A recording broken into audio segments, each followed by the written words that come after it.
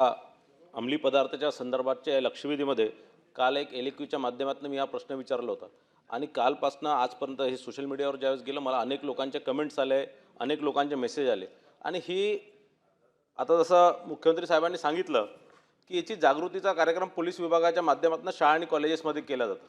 पण आपल्याला माहीत आहे की शाळेकरी विद्यार्थी असतील किंवा कॉलेजमधले विद्यार्थी असतील, या लोकांना कोणती गोष्ट चांगली सांगितली तर लवकर जात नाही, पण एखादी गोष्ट खराब असली तर ती लवकर जाते। आणि याचा सगळ्यात मोठा सोर्स जर कोणतं असणार, या जाता याचा प्रसार जो ड्रग्सचा किंवा एमडीचा जो प्रसार करून राहिला, हे सगळ्यात मोठं जर याचा कोणतं सोर्स असणार तर ते आजकालचे सिनेमा आहेत, वेब सिरीज आहेत।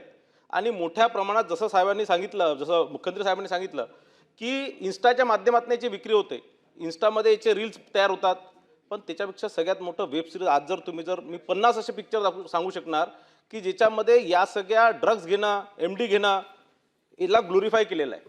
कसं घेतात याचे ट्रेनिंग सेंटरच आजकाल वेब सिरीज झालेलं आहे, पिक्चर झालेलं आहे। तुम्ही एखाद्या 4थी 5वीच्या मुलाला सांगा की ते स्मॅक कसे घेतात, त्या पावडरच्या लाईनी कसे करतात, ते आपल्या टॅल्कम पावडर काढून ते काढणे त्याच्या लाईनी तयार करून ते दाखवतात। म्हणजे हसायची गोष्ट आहे पण ही सिरियस गोष्ट आहे।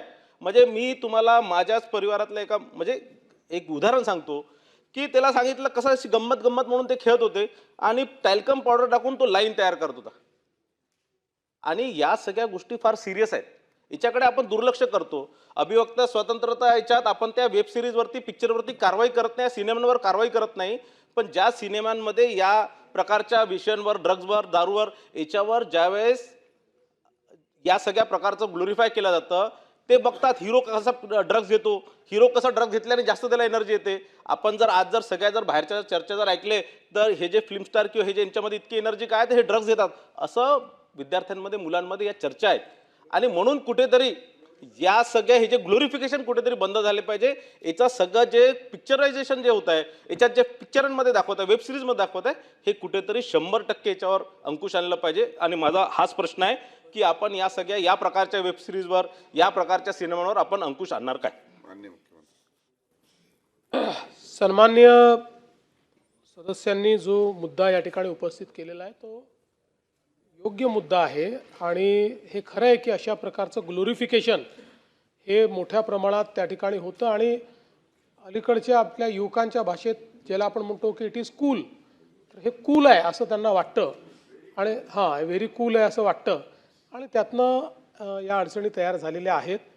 पण अर्थातच त्यांनीच त्याचं उत्तर दिलेलं आहे की अभिव्यक्ती स्वातंत्र्यावर आपल्याला किती गदा आणता येईल हा देखील एक प्रश्न आहे, कारण शेवटी समाजातलं वास्तव दाखवण्याचा प्रयत्न अशा प्रकारच्या सगळ्या अभिव्यक्तीच्या माध्यमातून होत असतो। पण आता एक गोष्ट निश्चित आहे की ॲटलिस्ट त्यांना वॉर्निंग तरी द्यावी लागते। अशा प्रकारचा एखादा सीन त्यांना दाखवायचा असेल तर त्याच्यापूर्वी वॉर्निंग त्यांना द्यावी लागते की धूम्रपान करणे, ड्रग्स सेवन करणे, दारू पिणे हे योग्य नाही, अशा प्रकारची त्यांना त्या ठिकाणी वॉर्निंग द्यावी लागते। मात्र आज ऑफहँड या ठिकाणी याच्यावर काय आपल्याला उपाय करता येईल हे सांगता येणार नाही, पण मी सांस्कृतिक कार्य विभाग आणि आपला DGIPR या दोघांना सांगून आपल्याला या OTT प्लॅटफॉर्मशी किंवा अशा प्रकारचे जे काही त्या ठिकाणी वेब सिरीज आहेत त्यांच्याशी बोलून आणि काही त्यांना जाणीव जागृतीच्या दृष्टीनं अधिक करता येईल का, आणि मला असं वाटतं आपण त्यांना रीच आउट केलं तर तेही आपल्याला रिस्पॉन्ड करतील, कारण तेही या समाजाचे भाग आहेत। त्यामुळे तशा प्रकारे काही त्यांच्याकडनं जाणीव जागृतीचं काम करता येईल का असा प्रयत्न आम्ही करू।